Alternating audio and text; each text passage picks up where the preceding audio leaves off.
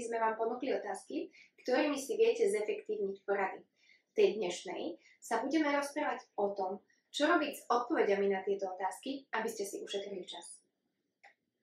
Oprieme sa o model, ktorý vznikol v inštitúte Solution Surfers Lucerne a do podoby, ktorej vám ho dnes predstavíme, ho rozvinula Hazen Moon z Centra pre Solution Focus Coachovanie v Toronte. Tento model nám umožňuje počúvať príbeh, ktorý rozpráva človek a pýtať sa ho tak, aby bol ten rozhovor efektívny a aby smeroval k želanej zmene alebo k riešeniu. Model rozdeľuje priestor dvomi priamkami. Jedna vedie od minulosti do budúcnosti a druhá z dola nahor od toho, čo chceme menej, k tomu, čo chceme viac. Čo chceme viac je horná rovina. Preferovaná alebo želaná budúcnosť, to, čo si prajeme, čomu smerujeme.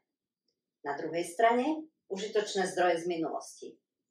To, čoho si prajeme mať viac a už sme to v minulosti mali. A sú tam naše skúsenosti, faktory úspechu, niečo, čo sa nám v minulosti podarilo, dosiahnuté výsledky, cenné uvedomenia a všetko, čo sme sa naučili, naše lessons learned.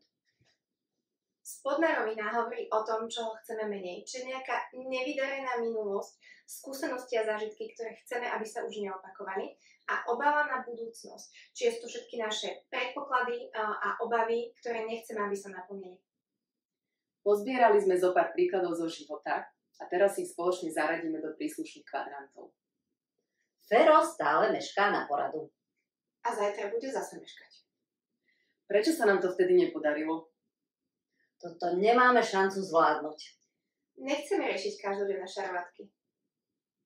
Chcem, aby si kolegovia prejavovali viac rešpektu. V minulosti sme to dokázali lepšie zvládať. Chceli by sme byť najlepší.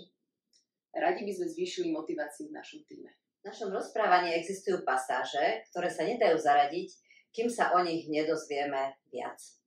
Vnímame ich ako neutrálne, ani pozitívne, ani negatívne. A je to takto úplne v poriadku. Takže zoznámili ste sa s modelom DOQ, alebo Dialogic Orientation Quadrants, a ak vás zaujíma, ako ho viete využiť v praxi, o tom sa budeme baviť v ďalšej časti. Zatiaľ vás pozývame k pozorovaniu. Pri najbližšej porade sledujte, v ktorom kvadrante trávite vy a ľudia, s ktorými sa rozprávate najviac času. A keď budete mať chuť, tak nám napíšte do komentáru, že na čo ste prišli.